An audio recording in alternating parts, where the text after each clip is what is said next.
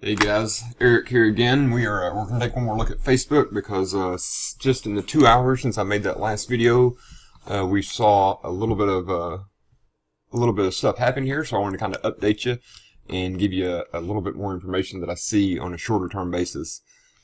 Earlier we were talking about looking at buying Facebook on a pullback further down to the 168.69 area, which was the 200-day moving average.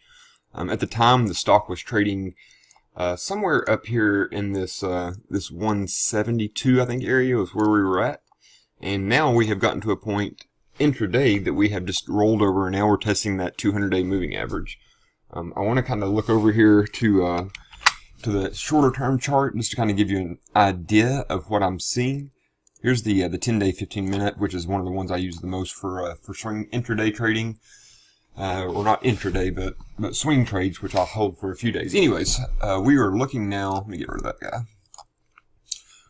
This 15-minute chart here shows you that we are continuing lower, and today intraday, we'll take a look at that because I posted that video around 10:30 my time, which is 11:30 on this chart, and that was around where we're at. Somewhere over in this area, I think we were at about $1.73 or somewhere in that area. So since then, the shares have just kind of rolled over, and we have now put a new low in, which is now down at that 200-day moving average. So I think you can look at buying this one, but like I said earlier, you got to have a stop loss in place because you don't want to own this thing if we decide to just totally fall out of bed and go, say, down here to, where was it at there? That's a little bit longer further out. You know, we don't want to just ride this sucker down to $150 because we don't want to sell it. So we can buy it back later. You can look to buy here and expect maybe a bounce back up. If we fail at this trend line, then I'm really kind of a little bit worried for the longer term. We may be getting a market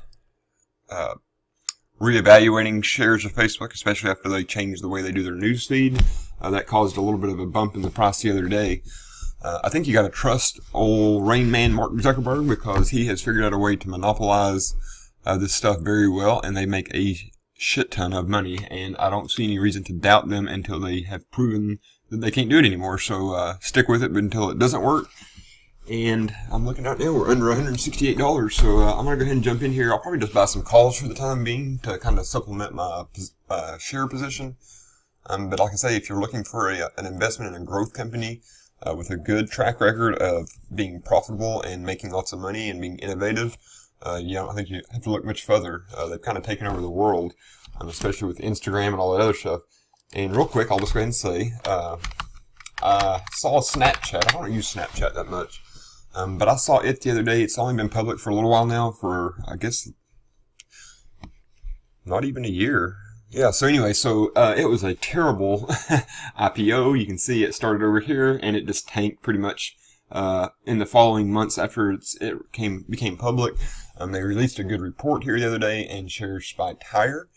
So now I actually thought that was unjustified. It was up like 40%, so I went ahead and jumped in there and bought some puts on the name. I just closed those out, and perhaps maybe a minute too early, but I'll take it because it was a nice gain. Let's see here. I sold right in here, and we made one more leg down, and we might keep falling throughout the rest of the day here. But like I said, when you buy something and you have doubled your money in 2 days, you go ahead and jump out. Okay, anyway, that's the Facebook update. Real fast too, I will show you the S&P just because that might give us an indication of what's going to happen today.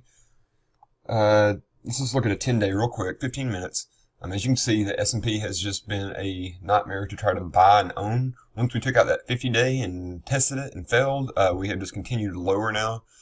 There's a lot of sellers in here in this volume, so maybe we put in a bottom here sometime soon. But I'm not really going to be interested in buying the S&P until we hit this 2490 area, which was a breakout from a couple months ago.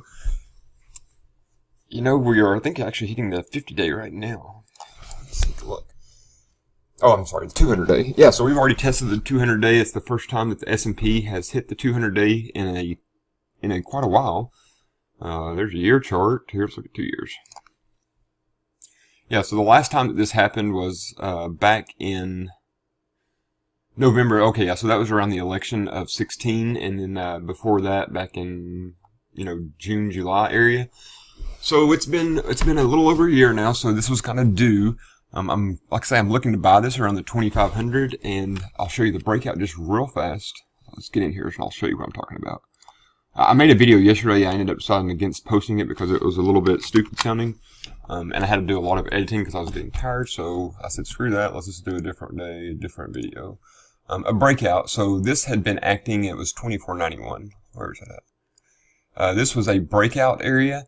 As you can see, we came up here and we failed and we pulled back. But once we cleared it and got through it, we actually came back down and tested it. And when it held, that was kind of a cue that we were going to go higher. And higher we have gone. Now, actually, we can go all the way back down to this and test it. And if it holds, that's when you start looking for 3,000 or whatever these people are calling for. If it fails, that's when you get really nervous and kind of start wondering what in the world's going on with your portfolio and whatnot as a long-term picture investor.